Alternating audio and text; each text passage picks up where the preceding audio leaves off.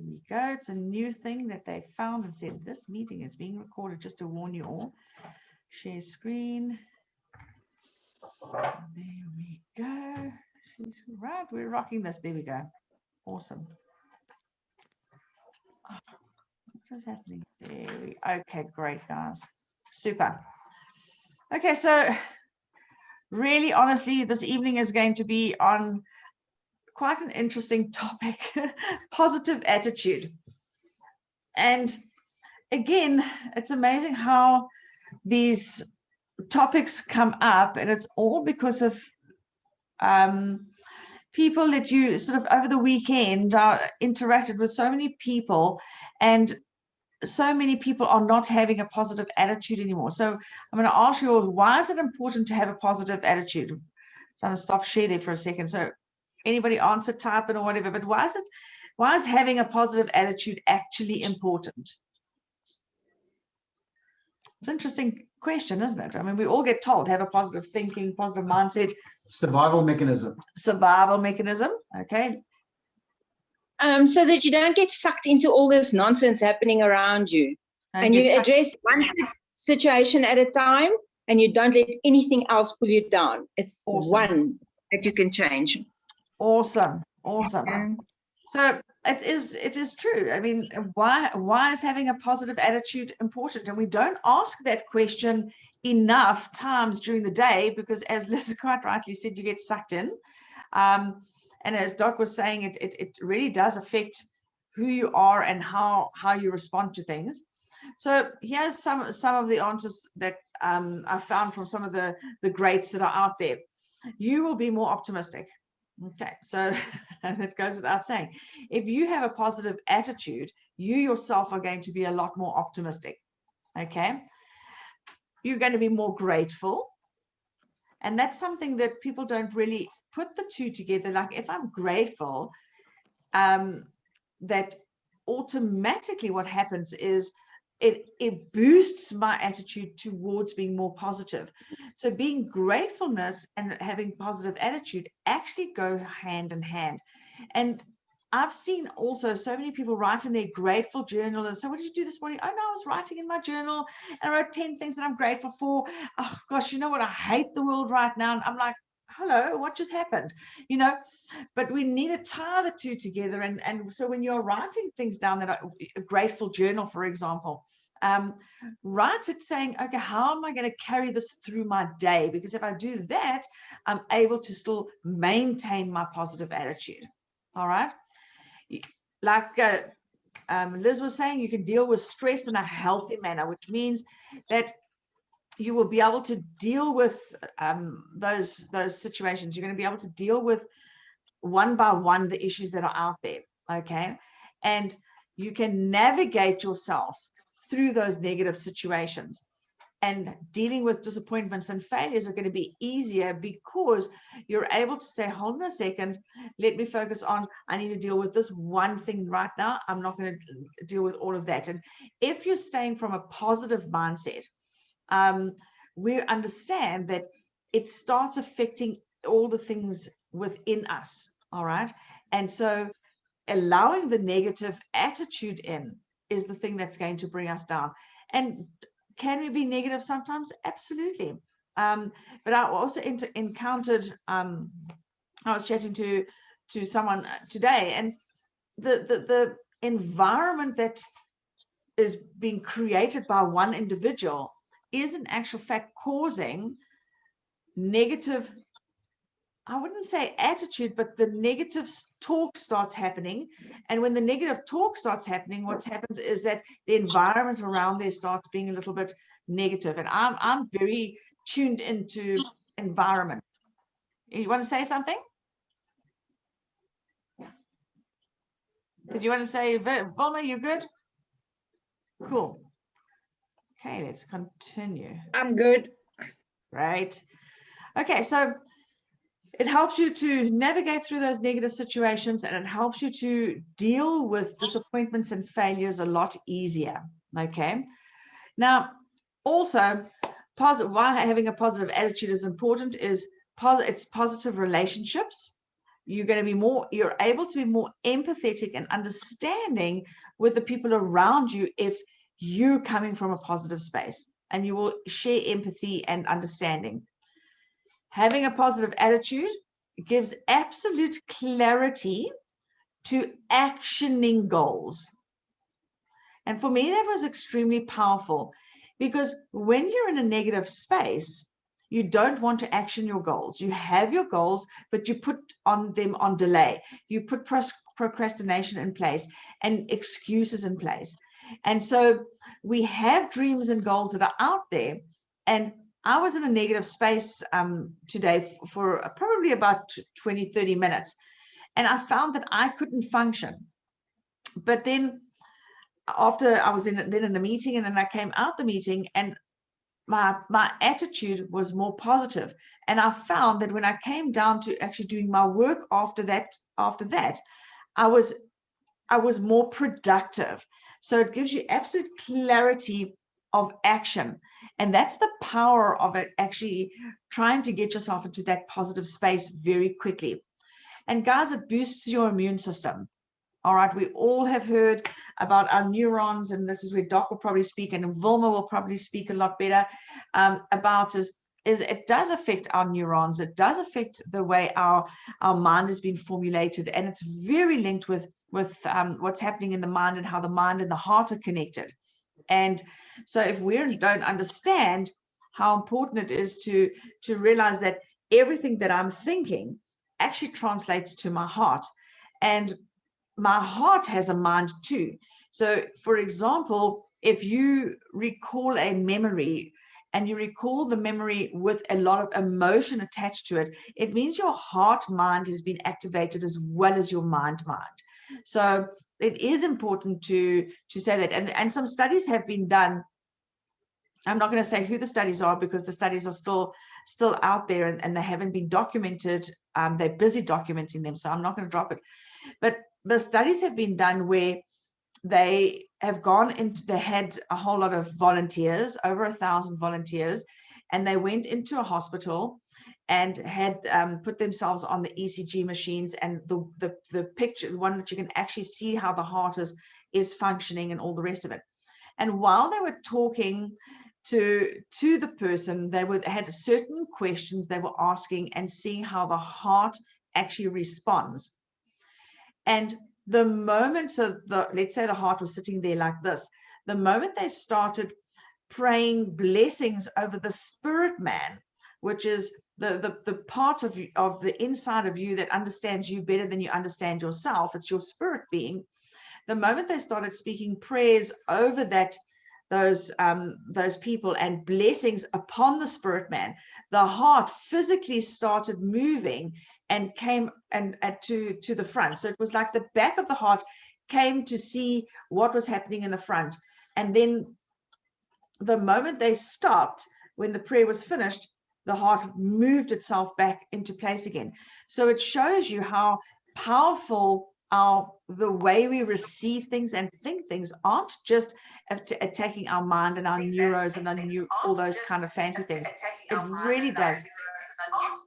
It really does impact and affect our hearts as well. Okay, so it boosts the immune system. And if we realize that, then we're going to stay in a state, especially with all the people that we've heard around us at the present moment, that are suffering from all various different types of illnesses and that kind of thing, and dearest people closest to us that are moving on. And it's now no longer just COVID out there. COVID now has a name attached to it. So it's very easy for us to hit a negative mindset.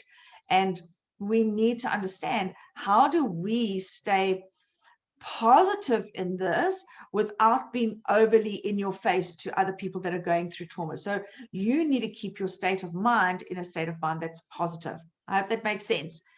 Any questions from anybody or anything before we carry on? Anybody want to add anything?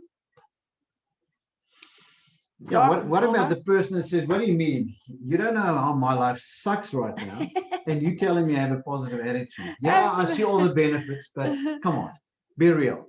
And that is the actual truth, you know, because there's times when you just don't want to be positive. But if you want to get out of your situation, the importance is to say at what point in time, and I'm going to give you some steps on how to get out of that, moving from that negative space into the positive steps. So I'll give you some of those actual practical steps that'll help you with that. But it is about starting that journey and saying, do I want to change? Do I want my circumstances to change? Because, you know, sometimes we just want to stay negative for a while, and that's okay. But if we stay there too long, we're going to form the negative patterns that will come out in our behaviors. And then our triggers stay there for a long time. So I can use the example when Ant and I were hijacked the very first time. And it was a very traumatic hijacking. And they didn't think they were going to find us, but they did find us. And they found us being dropped off down in the middle of a location, literally like as the sun was setting in KwaZulu-Natal. And some of the African people actually came and said, what are you doing here? You know, you better hide because you're going to get killed. So that's the environment that we were in. When we got rescued from that environment, I should have gone and automatically did go into that place of gratitude. I couldn't get myself to a place of gratitude. All I was is in a state of trauma. And so I stayed in that state of trauma to such an extent that I made myself extremely, extremely, extremely ill, where I was bedridden and I couldn't get out of bed for 30 days. Okay. And how my body started attacking from inside, how it was attacking itself. And then the tiniest little virus that was inside my body started taking me down because I didn't have enough positiveness in myself to get myself over it. And it ended up being a tiny, tiny, tiny water virus that had been in my system from when I was a kid, that attacked my system and took me out, where my blood cells were joining together and all the rest of it. And the process I had to go through to get myself well again. And that is why to this day, I'm like an absolute water snob.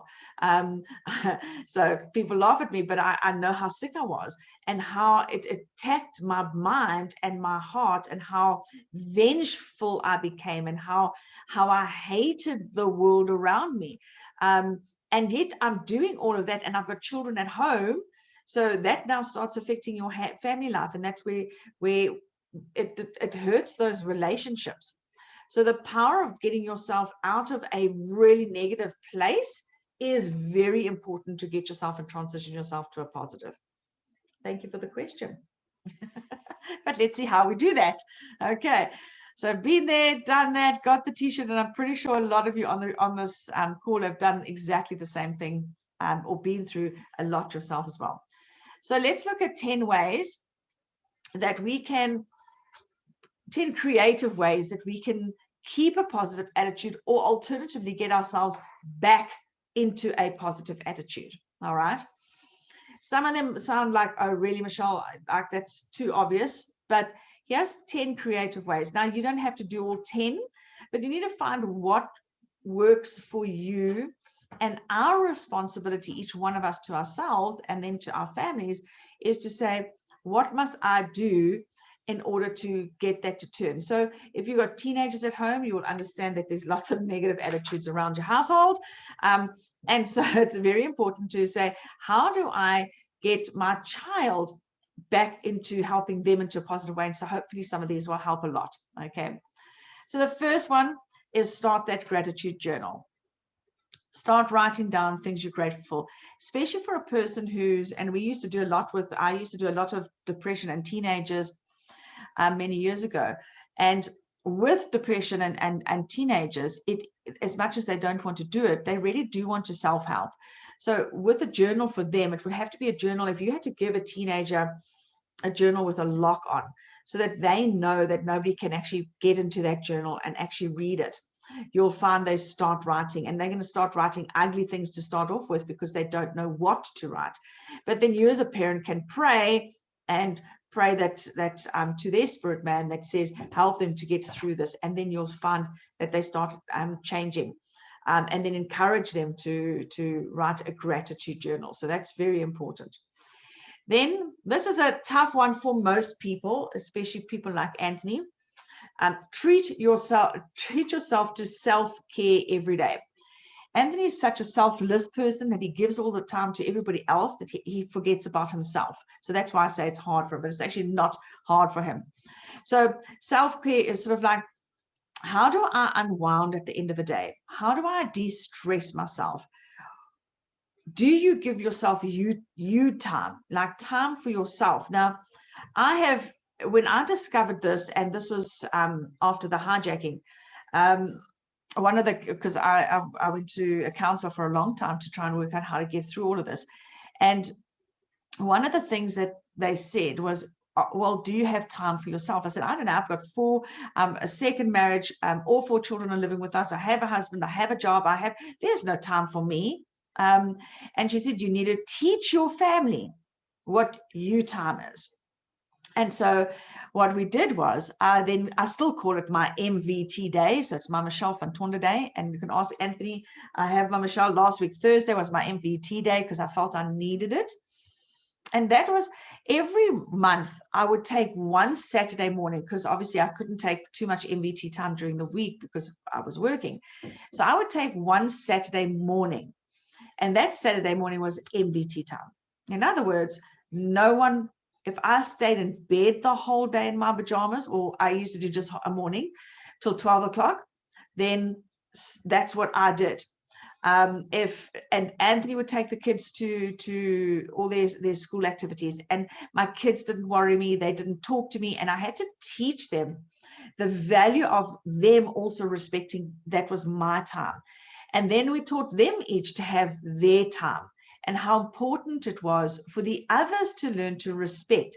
So if you've got young children, for example, it's a beautiful thing to teach them that if you want mommy to love you more, mommy needs to get herself into a space where she's able to love you more emotionally, which means that for 1 hour, I want you to please you go sit and watch TV, and mommy's going to quietly read a book. And here's the clock, and you show them the clock when it gets to there, because mommy can love you 10 times more after that 1 hour. And then it's your job to show them more than love, which means cuddles and kisses or whatever it is that they like. And that's how you can teach your children to respect your private time and how important that private time is. And they was very good with that, because it was part of my healing process. So self-care is very important. And I hear it, and I heard it again from somebody was chatting the other day in a group, and I'm like, no, please don't say what you're saying, because it's so wrong. Because there's such a big difference between being selfish and self-centered. Selfish is good. Self-centeredness is bad. Because self-centeredness says that everything revolves around me, and what I say goes. So therefore, I'm the most important person in the room. That's self-centeredness. Selfish says, I need to take myself away and care for myself before I can give myself back to you. That's selfish. And I wish people would get this right and just say, because selfish is about, I need to look after me. Self-centeredness, and that's where we're telling children, don't be so selfish, because they take another child's toy.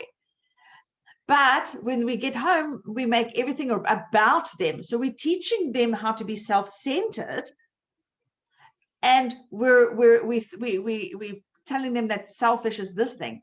No, this thing is not selfish. Don't be selfish is not sharing. Being self-centered is not sharing your toys. And so again, it goes back to how we share things with our kids. So yeah, treat yourself to that. Okay, share screen quick. Okay. All right, so the next thing, this is my most favorite that I've learned over time, and that is start your morning strong. What that means, Anthony, is it doesn't mean you jump out of bed and you're on top of it. It actually means don't rush your morning. In order to start your morning strong, don't rush it. So I've learned now that I actually have to get up and go to a job, to a workplace, I've had to work out how in my time frame can I nurture myself before I get out of bed. And so I've had to, over time, work out. I used to sit in bed for 30 minutes before I could get out of it. And now it's down to about 15 minutes because I've been able to be able to start my day. But I cannot do what Anthony does. I cannot jump out of bed and go make coffee. Like, that just ain't gonna work for me. All right. So what does it mean to start your morning strong? Okay. Everybody has their own thing. And what is that thing that helps you to start your morning? But basically, it's don't run around rushing. Oh, I've got to quickly pick up this and go make something. I've got to make some tea, and then I've got to go and fetch the kids, and then I've got to go. Oh, this one doesn't have a sock. And guys, we've had mornings like that. By the time you get to work, you're exhausted. Okay, and it's only 9 o'clock in the morning. Okay, so be very, very, very careful about starting your morning in a hurry. You need to, even if you're tired, you wake up that 30 minutes beforehand and slowly get yourself going. Okay, so it's very important to start your morning strong. Okay, avoid spreading gossip. Okay, avoid spreading gossip. In other words, don't go in those negative spirals that Liz was referring to just now. So that's an easy peasy one. Number 5 is crack more jokes and laugh. Okay, this is fun. This is the truth. I mean, I think it's absolutely stupid. I've been exposed to laughter therapy before, but that's a whole another ballpark, and I think it's really, but hey, it works. Okay, but according to the Mayo Clinic, laughter increases your endorphins and it relieves stress and releases tension. So if you find you're tense, you need to go and say, who's good at telling jokes, and say, come, tell me a joke. You know, just get somebody to tell a joke, or watch something funny, do something so that you can get your heart to be lighter again. Now, I know these are things you all know, but we forget about them. We forget about the implementation of them. Okay. So there we go. Crack more jokes, or laugh more was actually the real thing. Here we have, I don't know why sometimes my click works and then sometimes it doesn't. But anyway, it's not working now. So anyway, number 6, take real breaks. Okay, real breaks. So during the day, make sure that you actually do take breaks in between working. I've spoken about this many times before. In your hour, for every hour that you're working, at least stop for 10, 15, 5 minutes and just get up and work, because you're more productive. Okay. Remember the longer stretch that you work. And I always remember George saying this to me whenever we used to set up seminars and things like that. And we always, and everybody wants to have a 2-hour stretch, flat out 2 hours, pack before there's a break. But because it is difficult to herd everybody back into the room. But the reality is, the people are falling asleep in the chairs. And so how do we keep that back? So real breaks, leg stretches, getting up, taking a walk, get up to drink your water. Don't sit at your desk and drink your water. Stand up, move around. Okay. Have something to look forward to after work. All right. That's all about how do you balance your work and your fun side. All right. What is it that you're going to do? How do you what are the things that you're going to do to have look after that? Meditate is another one. That's just, if you don't enjoy meditating, just take 5 minutes to breathe. I'm fortunate that I work in a beautiful environment. And so when I'm feeling overwhelmed, or I'm feeling, I just get up and walk down the passage, go and stand outside, just take deep breaths for about 5 minutes, clear the head, come back. And it's amazing how the mind kicks back into place again. So it is, God says, meditate on my word. So, whatever it is for you, but it's quiet time. It's that those moments. Anthony does his every single morning, okay, before he gets out of bed. It's about that, just slowing down. It's linking with that morning, slowing down. Okay. Number 9, be more focused on the long term than the short term. Anthony's favorite with me for this one is, will this matter 5 years from now? Okay, hate it when he says that to me, especially if I'm in that negative space, or I'm cross, or I'm angry. And he's going to say, is this going to matter 5 years from now? So it's all about throwing it out there. What is the long term? I need to go and speak to that person. I'm so angry with them. Okay, how's it going to affect the future? How's it going to affect the relationship? Think about those things. So it's not about the short term. And then you'll find you'll get yourself very quickly from a negative headspace into a positive headspace. You must try this one. It's really good. Number 10, find out what lifts your mood. And so music is a good thing. Many people, music, taking a jog, whatever it might be for you, but what is that thing that lifts your mood? Now, believe it or not, but studies have shown that both negative music and, well, upbeat, happy music, as well as sad music, can in actual fact move you from a negative pace to a positive space. Most people think that the sad music won't help. Now, for me, like when I'm in a space, I do not want to listen to upbeat music at all. Okay, but if there's certain songs sung by the Cause, actually, which are really melancholy songs, but when you listen to them, and for me, the words are so meaningful. Adele is another one for me. It's just that her words to her song are so meaningful and so deep. And those things start moving me out, because it's almost like, hey, I'm not alone in this space. And now there's someone else that associates, and they've made a song about it. And so you can get yourself out. So don't think that sad music or cannot help some people. Okay. George will probably listen to, I don't know, somebody that's head bashing and head banging and clapping drums and so and Anthony as well. That's like, go away, just like, I'm not going to listen anymore. Okay, so I listen to Queen. There we go. Listens to Queen. And Buddha music, man. Buddha music. Yeah, it's Queen, and the other one is Vivaldi, Four Seasons. Okay, all right, go, Wilma. Very, very, very extreme. I was going to say, two sides of the spectrum. George, yeah, you can listen to your Buddha music. It's for the Soti, the Buddha music. I don't know what they're singing about. We say, this morning when we did worship at work, one song was in English and the other song was in Afrikaans. And like the words that they were singing, I'm like, holy moly. There was one word that I would never have pronounced it the way it was pronounced. And it ended with S-K-A-P-P-Y. I would have said scappy, but they said scape or scape. I'm like, oh, since when did Afrikaans go to yes, scape? I'm like, so that was supposed to be like singing the song and I have no clue what those words are. So George, it won't work for me. You're such a pommy, huh? Sorry, what was that, Wilma? I said, you're such a pommy.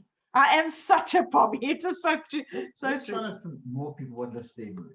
So the question I'm going to ask now is, think about it. All right. Is if you had to say, I chose this one, for example, what lifts your mood? What is the thing that gets you? Is it watching comedies? What is it? So if you don't want to unmute yourself to say, then just type it in. So, well, for you, what lifts your mood? Well, you always have. Don't say sex, because that's not working. Well, I wrote it down, so don't worry. I knew he would. I just knew he would. I can prove it. Here it is. He actually did too, guys. He's such a man. He's such a man, isn't he? Agree, Anthony, agree. Listen, but those muscles I are what I also like doing, which is a very quick fix for me, is you always have American Got Talent. No, yes. And they have the Golden Buzzer Awards. Mm. Whenever I need upliftment, I just go to the Golden Buzzer Awards and I just listen to people who look like, I remember like Paul Todd's looked like nothing. Oh. And when this guy opened his mouth, you literally go like, yeah. What? Or you see this young girl that looks like she's got a problem in life and she looks like nothing. At the moment she brings out that voice that is so anointed. Oh my gosh. Yeah. It blows my mind. And that girl that sang Valentine was like that. Wow. Hey, Wilma, that was something magic, wasn't it? Yeah. Wow, absolutely. That was, I can't remember her name, but yeah. Anyway, so thank you. Yes, Wilma, since you unmuted, what do you do to? No, that's what I wanted to say. And I'm now sort of now want to know her name. Yes, I can't remember her name. And it's been spread all over the place, hasn't it? But her story is powerful too. Her story is powerful. Right. Who else is going to unmute and share what do they do to lift their mood? Billy? I don't think a lot of people will do this, but I go and swim. And the best is in like this weekend, the long distance in this open sea, and then I feel free and away from everything, and I can shout and do what I want and say what I want, and then also nature. To go into nature. Awesome. Billy, nature's a big thing too. Carry on. Yeah, and activity with that. I like my blood to pump the heart, to pump the blood through my veins. That feels like cleansing. Yes, awesome. And that's also something for me. If I'm really, Antus knows, he's going to get me into Kruger National Park like ASAP. Even if I see the same Borkie every single day, I just got to go and see that Borkie in freedom and in nature. For me as well. Yes, Leonie. Her stage name was what? Nightbirdie. Nightbird. Oh man, was that the girl? The girl with the cancer. Yes, Sonia. Oh my goodness, what a story. That's it. But even if you listen to her songs, words are everything about her life, how she overcomes. And look how positive she stays. Amazing.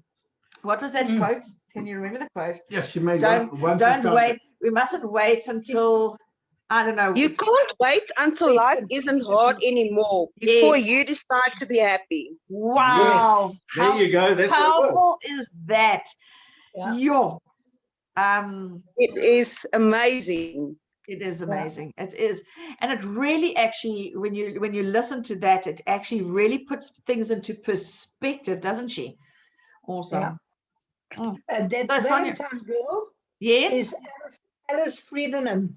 That's right. Yes. Oh, another beautiful story. Sorry, Alice? I just want that statement again, because I'm writing it down. You can't wait until life is not hard anymore until you decide to be happy. Thank you. Awesome. Thanks, Wilma. And then Anton says he loves his music and riding his bike. Henry, baking and listening to music. Interesting. Baking. My goodness. That would be my last place. Isn't that so interesting how different we are? What you got there? Yes, there we go. You can't wait until life isn't hard anymore before you start to be happy. Yes, it's powerful. And what a beautiful personality. What a beautiful person. You're right. Sonia, you haven't typed in what makes you, have you found your spot, your thing that'll find out what lifts your mood? Leonie? Sorry, I was just posting that quote on the Telegram group quickly. I feel like music. I love music. The script. I love the words of their songs as well. Even listening to motivational speakers. Just calm down a bit.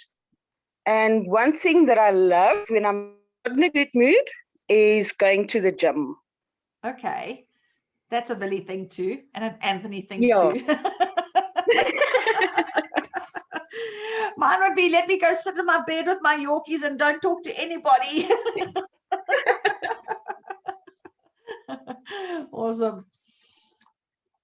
Tessa, we need to know from you. I see Leonie says, my everyday lift is being with my children and Rian, hearing them laugh and be happy. Again, it's about that space that they're in. Hey, game drives, definitely. Bush, seeing nature, it's in its splendor. Yep, mine too. It's just something just admirable for me. I love it. Michelle, you gave me Anton's. Now we need yours. Vilma's given us. Tess, what's yours? Liz, did you tell us what yours was? No, I haven't. I'm blessed with being creative, and so I go and make something. I will go and do something, create something, or if it's really, really bad, then I'll take my book and I'll go and read, and I'll do some Bible study and praise and worship music. Then blaze. Then it's like, Wayne will just like, okay, we'll talk later. My children knew that as well when they were little. After we got divorced and everything was like, if I start playing praise and worship music, they would sing with and dance, and then they'll know, Mom will be fine just now. Just now. So, but then we'll go and create. Then Awesome. we'll paint, draw, and do things like that. Yeah. Awesome. So we're lucky. Awesome. One of my biggest dreams, Liz, is, and I still have it in my dream book, is I want a house where I can have this massive big room that's got big light windows and all the rest of it. And then I just want to have a massive sewing table in the middle. And I want to have all creative arts and things that are there, from buttons to whatever. And then to let my grandkids come and teach them either how to make a t-shirt or be creative about something. And that's one of my big dreams. And there'll be a corner for Anthony to paint. I'll give him a little hockey over there. Okay, awesome. I love Tessa baking and listening to Abraham Hicks podcast, which was uplifting. Michelle also listening to Meatloaf, spending time on the coast and gardening. Wow. Yep, no, gardening's not for me. We try. Listen, I've done gardening in this house. Yeah, I can even show you that the garden grew. So yeah, lots of new things are happening here. Awesome. Is that everybody? Thank you guys for sharing. And it is important because it shows you also how different we are. So the awareness of that is how different is everybody in our family. And so we might traipse off, and I remember seeing my brother-in-law do this to his children, and he would trape his kids off to Kruger National Park, of which 2 of them absolutely hated that. The one didn't mind, still goes and she enjoys it, but the other 2 was like, I do not. And it created their happy space, created a negative space for someone else. Okay, and it's to be so aware of how different we all are and to respect that difference. So you know, sometimes we force a lot onto people. And our daughter in Australia was chatting to us the other day, and she said one of the things that she wishes she could get into is creating those memorable moments that we managed to create as parents for our kids, because we learned this long ago, and it was creating memorable moments that they enjoyed. And each one was different. And she thinks that everything we did was to create a memorable moment that she remembers. But we were very strategic in making sure that where each one fitted in, we created the memorable moment for them. And she's trying to say, how do I do this for my kids? Because and it's like, no. What is their memorable moment when they grow up? It's not the same as yours. Okay. Yes, George, did you tell us? I know you listen to your rock and roll and your all things. No, to get myself to relax, and I can't do it as much as I would like to, is to just stand in the surf and do fishing. Okay. Otherwise, I'll be in my garage and I'll scratch around in the garage and stuff there. So that is, my hands I just got to get my hands busy. But the best way to relax is with a fishing rod in my hand. And standing in the ocean at the side of on the rocks or on the surf, doesn't matter where. That's where you think a lot. Wow.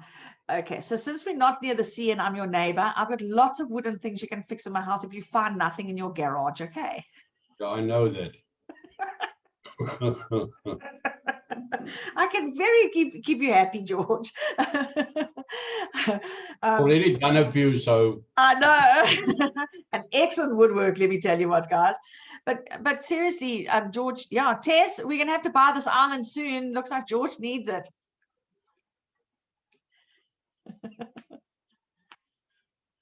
Awesome.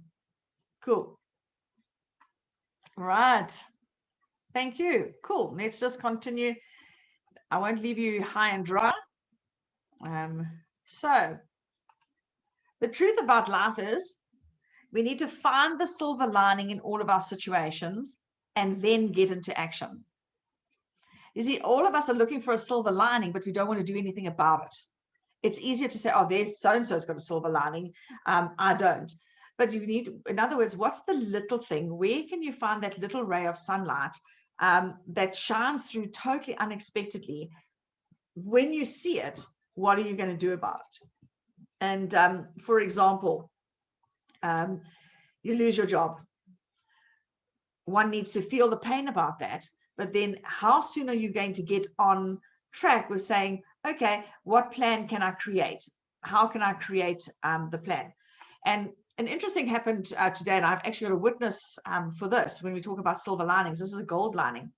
So I'm sitting in my lounge talking to Tessa, and then my son Peter phones. So I'm on the phone, and I look across into my kitchen, and there's one spot, literally like this one spot of ray of sunlight on my fridge, and it landed on the only magnet on my fridge, which is actually the Lord's Prayer. Okay. And it's actually sat there, and I was like looking at it, and I didn't have my glasses, and I'm like, what is that? What's shining on my fridge? And then it started moving, obviously, as the sun was setting, and it actually was quite remarkable how quickly it was moving. I got off the phone, and I said to Tess, I said, where is this coming? And we literally searched the house to find, where did this ray of sunlight come from? And it was a random window way on the other side of the room, like you would never have expected. Because then Tessa went and stood, and she said, okay, Michelle, I've blocked this ray of sunlight. And then I said, okay, it's over your right shoulder. And eventually we established where it was. It wasn't where we thought it would be. Okay, it was in a random place. So sometimes you really got to look for that light that's shining somewhere, and when you see it, to recognize what it is, and then do something about it. So that was something that literally happened today. And what the interesting was, and we've got lots of magnets on my fridge, how it only shone when I noticed it on the Lord's Prayer. It was very interesting. So yeah, so there we go. He brings all the rays of sunshine back into our lives. Okay, but the important thing is get into action. All right, we can't wallow too long. We need to, even if it's a small action step, and it could be one of the 10 that I've just given you. All right. Here's a really nice saying. Yesterday is not ours to recover, but tomorrow is ours to win or lose, by Lyndon B. Johnson. So yesterday is not ours to recover, but tomorrow is ours to win or lose. So it's about getting up tomorrow, getting up the next day, and head held up. Okay.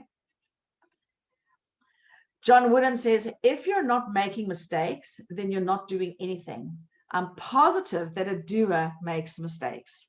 So don't get bogged down with, oh dear, I messed up on this. Just go and do it and then fix it afterwards, which means that tomorrow's a new day.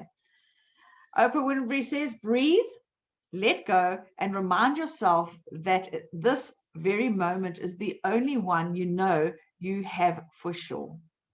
And that is true.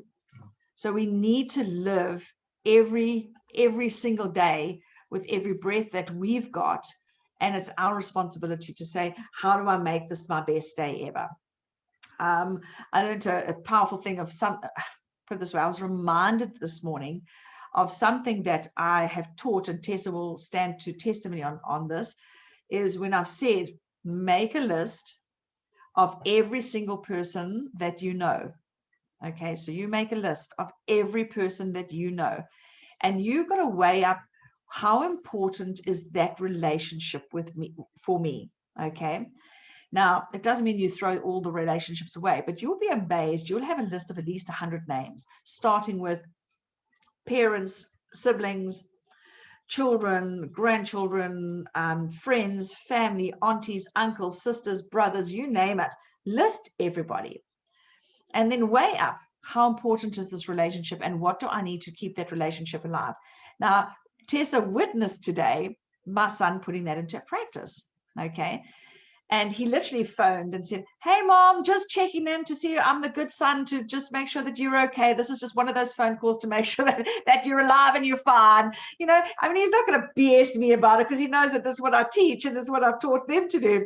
But he says, hey, Mom, I just want to be your favorite son, and just checking into that I'm always your favorite son. Okay.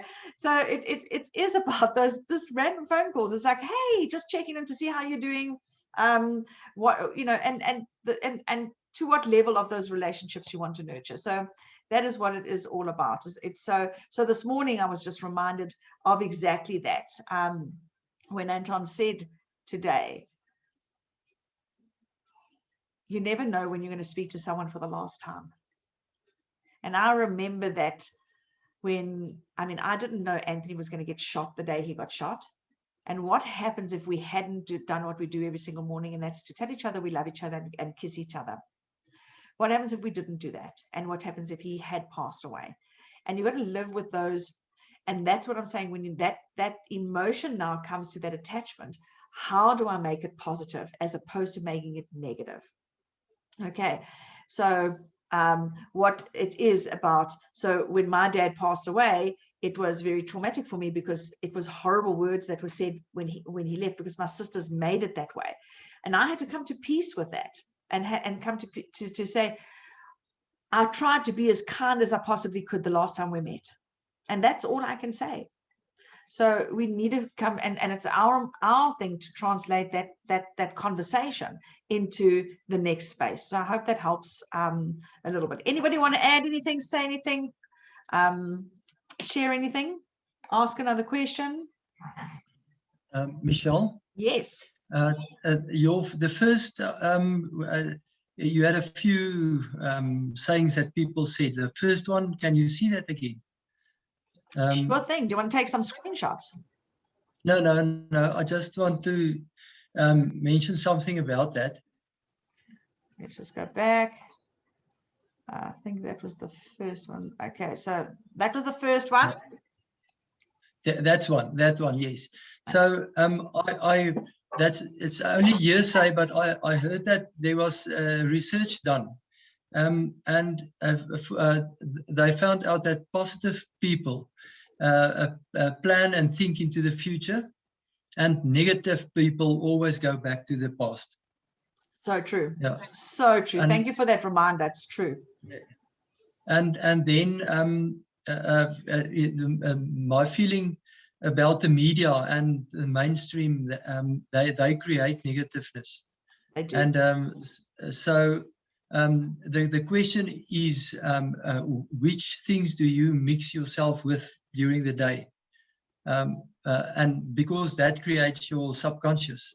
Absolutely. And so look for the things in which direction you want to move, and mix with them. 100%. Spend time with that. Awesome. Books read and so on. Yeah. And it is important, you do want to know what is going on in the world, but it's when you make a decision to listen to it, it's not to be eaten by it, because you do want to know. For example, we want to know what's happening with the COVID virus. We want to know what really is out there. We want to know how to combat it, but we can't be consumed by it. And so when you make that decision to follow a story or a media, you need to be conscious about the fact that you're not going to be overwhelmed by it. Yes, George. Oh, that's yeah. Carry on. Yeah, that is what you're saying there. One of the few things where you can make the decision to decide if you want to be positive or negative, and what your attitude will be. 100%. 100%. Awesome. Nice. Thanks, Billy. Yes, George. Yeah. Well, somebody sent this thing. It's a slogan on WhatsApp that they send me, and it relates to what he just said now as well. And to change your negative mindset as well is to just go and sit and think at all the crap that you have gone through your life already, that you have sorted out. If you come to something that you still have to sort out now, that you think it's a problem, that can make you negative, you just go and sit and think on all the crap that you did go through your whole life and what you got right.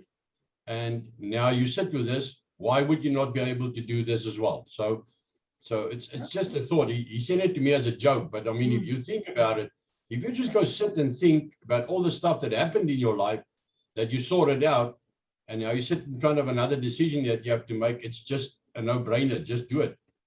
100%. And the reason why you've gone through all the stuff you've gone through is for that very moment where you're sitting there, because that's what's helping you to overcome, because you've been through all of it before. And it is important. I love that, George, to say, hold on, I've overcome this, and this to where I am now. I can get through this as well. Nice. Awesome. Thank you. I want to share what I practically used to do with my wife and the kids. It's something I call check your mate, which my wife hates. Because I believe that every now and then, if you just like, do you remember when? And you actually just give a tip, and the people must think of it's something unique that we did and we really enjoyed. Because I believe that if you share, now Billy is quite right, you gain more the positive out of speaking about the future. But if you have to bring up the past, speak about something that you enjoy doing. However, your past can sometimes throw you a curved ball. but the memory of that one incident, my wife's going to tell you now because she knows exactly what I'm talking about. Actually, George knows as well. One of the deciding factors that I decided to marry Michelle. So tell the story. It's a fact. Awesome. Before we do tell the story, I totally agree with you, Sonia. And some of this, I've followed Anthony Robbins for many, many, many years because I really just love the way he tackles life. And so some of the stuff actually comes from him. But yes, that Awaken the Giant Within You by Anthony Robbins is a brilliant book. So she says, yeah, anytime you sincerely want to make a change, the first thing you must do is to raise your standards and believe you can meet them. Okay, which goes back to George's reflecting. You've got to make sure that you go get there. 2 is we must change our belief system and develop a sense of certainty that we can and will meet the new standards before we actually do. All right. So it's self-belief, which is so, so, so important. 3 is it's not what we do once in a while that shapes our lives, it's what we do consistently. It's true. That's true. It's so, so, so true. So yeah, just to end off with Anthony's Check Your Mate. So we're driving down to Durban, and he loves to play Check Your Mate, and we're on our way to Durban, and we're driving around. He says, oh, so what's your favorite color? What's your favorite this, blah, blah, blah, blah, blah, blah. And then eventually it's his turn, and he says to me, no, it's my turn. So I say to him, so what's the most romantic time we've had together? Like, and he goes into this like reflective, silent mode. And I'm like, 5 minutes go past. I'm like, surely it's not that difficult, you know? Then 10 minutes go past. And I'm like, oh, yay, he's forgotten the game. You know, like now I'm off the hook. It doesn't really matter. I'm like, yay, we're not playing anymore. So I just keep quiet. I'm not going to say anything. About 15 minutes later, he says, I got it. I'm like, what have you got? He says, our most romantic moment. And I'm like, are you seriously still playing this game 15 minutes later? And then he says, do you remember the evening that we were walking along the banks of the Springs Caravan Park? The sun was setting, the wind was in our ears, and we were walking along the side of the river, and how beautiful it was. And we were hand in hand, and the birds were singing. I'm like, oh my word. And then I let him reel it in. I really reeled it in. And then I said to him, do you know, my sweetie, I've never been to Springs Caravan Park. So he had totally the wrong girl. And I laughed so much. I think I cried myself laughing all the way to Durban. I thought this was, and of course I reeled it in. I'm like, really? Yes. And he was just like telling me this beautiful story. And meanwhile, the wrong girl. And here's the truth. When I actually realized I had messed up with the wrong girl, I sort of analyzed the situation. I thought, here's this woman. She could have killed me right there and then, and she deserved to do it. Yet she laughed so much. It was so funny. That's one of the deciding factors that made me decide that this is the right friend for me, because that formed our friendship, that we could talk about anything.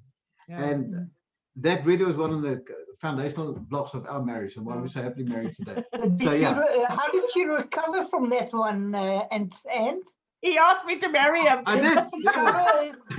Did he have a cover story? He thought he better ask me quick. Sorry, George? You should have said, you're bloody Casanova. George, I laughed so much. I was like, but I really reeled it in. When I knew that I had never been to Springs Caravan Park, and then I started saying, yes, yeah. So of course he was now elaborating more and more and more and more. Yeah, no, so I did set him up for failure. Hook, line, sinker. But so what I can say to you is positive attitude. Remember positive things that you did together that you really, really can say. Do you remember when you did this or that? I mean, today still, if I speak about our trip when we went skiing with the kids, they can all start talking about who said what, who did what. So guys, that brings positive attitude because of positive things you did in your life. Awesome. And although life has been hard, there's always something that you did that was great to remember. So. Awesome. I like that. Thanks, Leonie. Michelle, one, Doc, no. Yeah, I know you are. And that's actually something that's quite interesting. And we'll wrap it up as the last of the memories and the positive memories. Is that nowadays with us all having our cameras on our phones, we don't print photographs anymore. So they're not visible to everybody except where we've gone and stored them. So if you do have memories with your children, create a memory, either a collage, and frame it and put it on your wall, or do what we've done is we went and bought scrapbooks. and then everybody could write what they thought. So we take one picture, put it in the middle of a scrapbook, paste it there, and then each person would write what they remembered about that moment.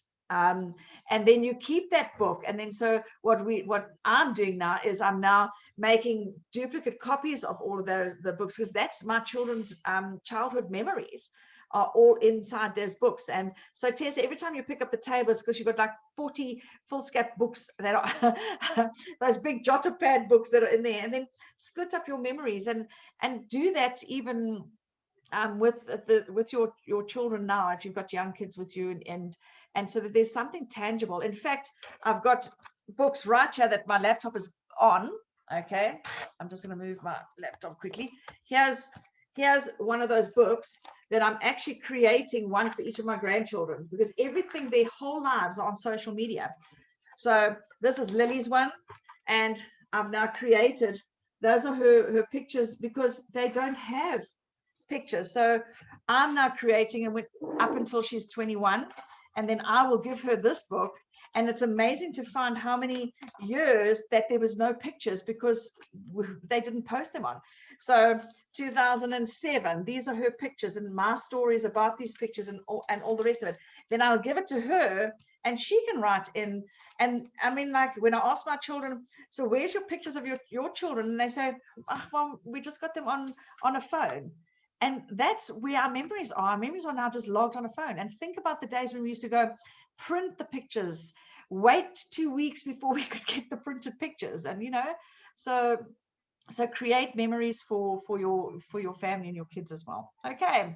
But awesome. You didn't ask the one question. What? She's supposed to ask, what's the one takeaway about tonight? Okay, I haven't got there.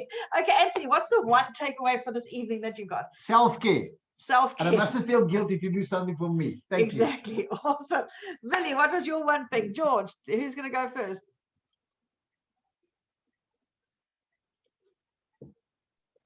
Right, go for it. Sorry, yeah. Let me think first. Okay, go for it, George. Billy. My first thing is the same that Anthony says. People that also like Anthony that like to help other people later forget to think about themselves. And if we, the Bible says, and Anthony, you can give the verse. You can't give if you can't receive. 100%, 100%, 100%. And that's exactly it. So you've got to give to yourself. Okay, you've got to receive, love yourself, because otherwise you can't give love. Awesome. Nice one, Billy. Awesome. George, Tessa, type it. Okay, so there we go. Leonie says, looking for the light in random places. Absolutely. Creating memories. Nice one, Henry. Absolutely. Absolutely. And involve your son in all of that as well. Nice one. I love it. Yes. Sonia. Giving yourself rewards for stuff that you do as well. Yes, pop George in the morning. Yeah, you guys get up too late to do anything. You get up at 10, it's too late. Too late. No, you're sleeping when we're still creating memories. I'm eating breakfast at a restaurant at 8 o'clock and you guys are still sleeping. No, it doesn't work like that. No, we were sitting in bed still and we were watching you post on Facebook and thinking, gee, that's early. Our breakfast is at we'll find out when's the restaurant cut off, like 5 to 11. We'll get there by 5 to 11 to order breakfast. You must put your alarm clock. You must put your alarm clock on the other side of your room, so you have to get up to go and put it off. Then you won't stay in the bed. George, you're 100% correct, and I do that. And Anthony does get up and switch it off for me. No, not you. You must put your own off. She doesn't hear it, George. She doesn't hear it even. That would be my scenario too. Absolutely, Wilma. I'm taking to heart start my day right, and it's slowly. Yeah.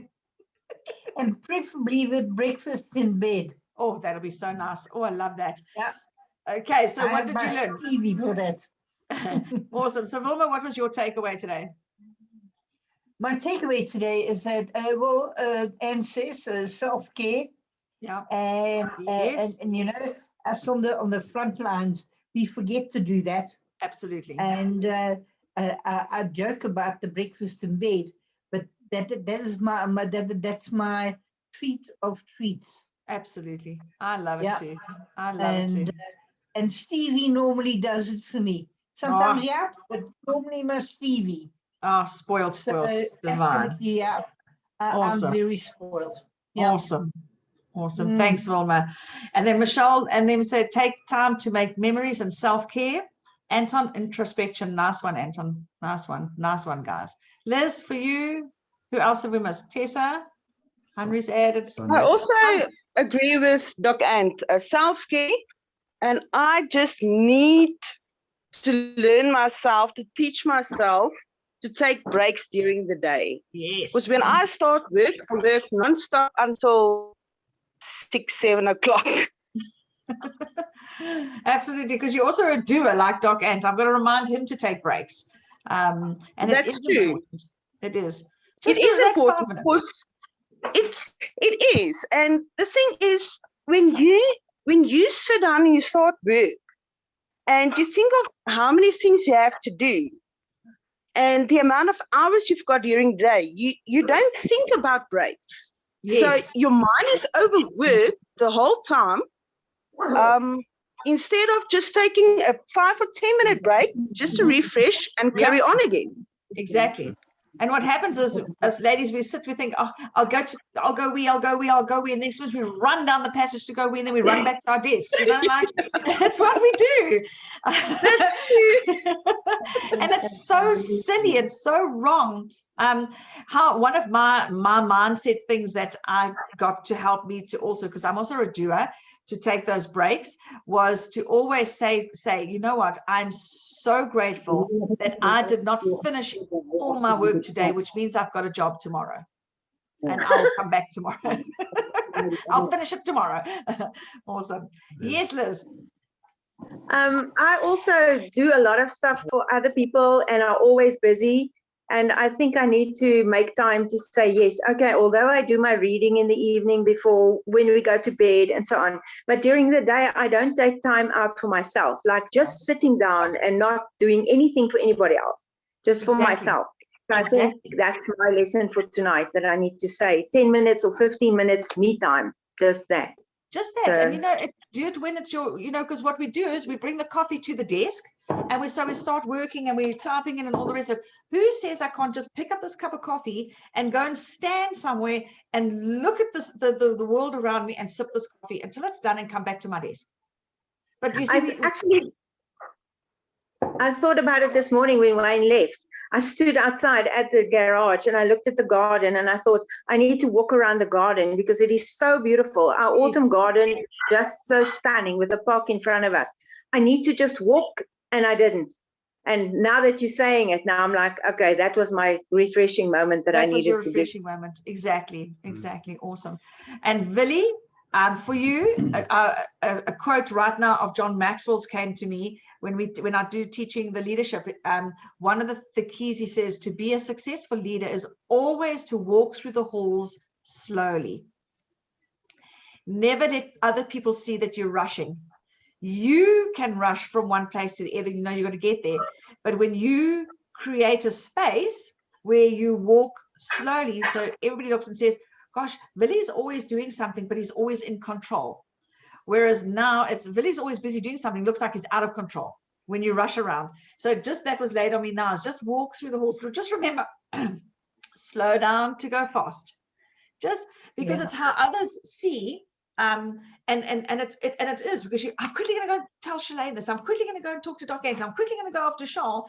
And I used to do that, and Doc used to do that. And he would say, I'm quickly going to the toilet. I'm saying, why do you want to do it quickly? Why don't you just go?